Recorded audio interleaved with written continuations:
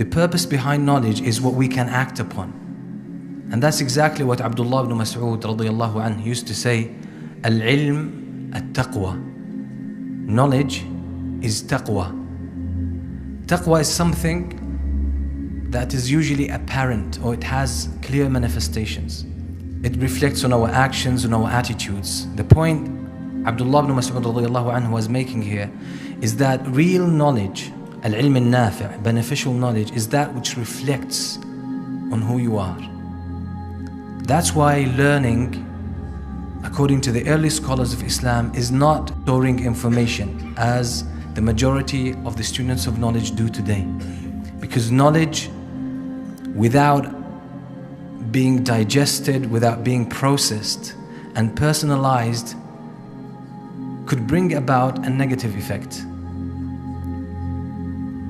And that's the secret behind the companions learning 5 verses at each time, learning the knowledge therein and acting on that knowledge, and then after they have completed this, they move on to another 5 verses. That's the way they used to study Islam, and that's why they learned, and that's why they excelled.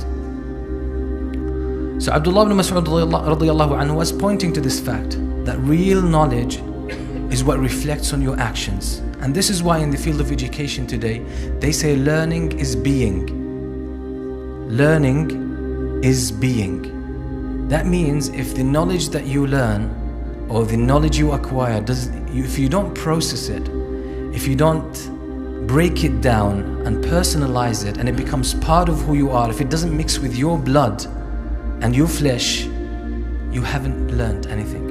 You've just stored information. You're just like any other book on the shelf, or any computer that stores so many books and data.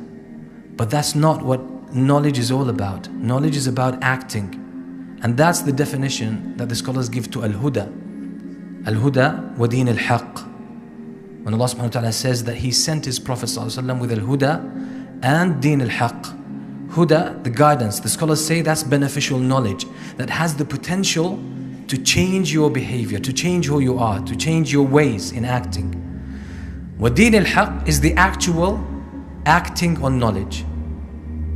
So if you learn something and ultimately you don't act upon it, it doesn't change you, it doesn't make you a different person in a sense, then in brief you've wasted your time, because you will be questioned about that time, and you will be questioned about that knowledge. What did you do with it?